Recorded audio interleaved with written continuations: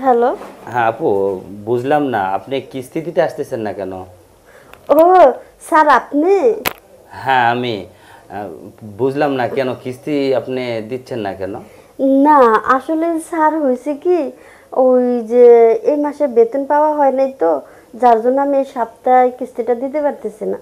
আপনি তো প্রত্যেকটা বারে বারে প্রত্যেকটা সময় আপনি শুধু খালি মানে আপনার বেতনের ইসি হ্যান ত্যান এগুলোতে আপনি করেন, কিন্তু আসলে কিস্তিটা তো দিতে হবে আপনাকে, তাই না?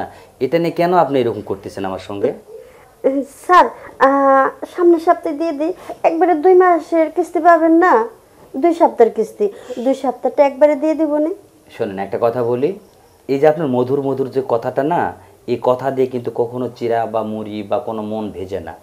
আর আপনি যেভাবে আপনি কথা বলতেছেন এটা আপনার মতো করে বলতেছেন, কিন্তু আমার কথাটা আপনি বোঝার চেষ্টা করেন। এখানে আপনাকে আমি লোন দিছি আমার নিজ দায়িত্বে, আর এখানে আপনি আমার সাথে অনেক রিকোয়েস্ট করছেন, তাহলে সেখানে যদি আপনি আমার এই কথাটা না মানেন তাহলে আমি আপনার সাথে কি করব বলেন তো? স্যার, কি করব বলেন, যখন আপনার লোনটা উঠাইলাম, লোনটা নেওয়ার পরে বাড়িটা করলাম, বাড়িটা করার পরে ধরা খেয়ে গেলাম। এখন এই জন্যই তো আপনার টাকাটা দিতে পারতেছে না। না না, ভাবছিলাম দোতলা কমপ্লিট করে ভাড়াটা উঠলে আপনার কিস্তির টাকাটা হয়ে যাবে।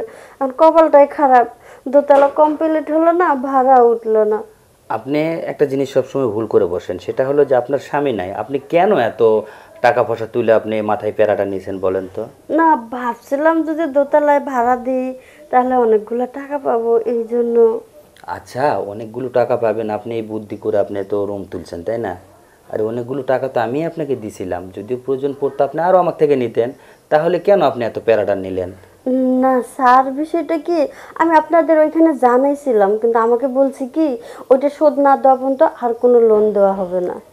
শোনেন, এখানকার এই মানে এই কর্মকর্তাটা আমি, তো আমার সাথে সব কিছু যদি আপনি শেয়ার করেন। তাহলে একটা কাজ করি, কালকে আপনি আমার বাসায় আসেন। আপনার বাসায় আমি কালকে যাব? হ্যাঁ, আমার বাসায় আসলে একটু ভালো হয়, একটু আসলেন, একটু চা খেয়ে গেলেন। না না, আসলে আপনি যে চা খাওয়ার দাওয়াতটা দিলেন আমি খুব খুশি হলাম, কারণ আপনার চা কোনো দিন আপনার হাতের চা খাই নাই, তো তো যাই হোক, না খেয়েও আমি খুব খুশি হয়েছি, কিন্তু আপনি হঠাৎ করে আমাকে আবার চায়ের দাওয়াত দিলেন, বুঝলাম না। না, হঠাৎ করে বলতে কি, এই যে আপনি বললেন যে আপনার কাছে যদি আমি বলতাম তাহলে আমার লোনটা পাস হয়ে যেত, তাহলে যদি আপনি আমার বাসায় এসে যদি লোনটা পাস করে নিতে পারি। হ্যাঁ, আপনার লোন তো আরও পাস হবে, আপনি যখন নিজের মতো করে আমাকে নিয়ে সাজিয়ে থাকতে চাবেন, তাহলে তো অবশ্যই আপনার লোন আমি পাস করে দেব, কিন্তু না, আপনি তো। সাজিয়ে গুছিয়ে না, আর মূল বিষয়টা আপনি যদি আমার বাসায় আসতেন না, তাহলে আমার লোনটাও পাস হয়ে যেত, তার সাথে। হ্যাঁ বলুন। আমি না, তো। ওইটা এখন আর বলার দরকার নাই, আপনি যখন আসবেন না তখন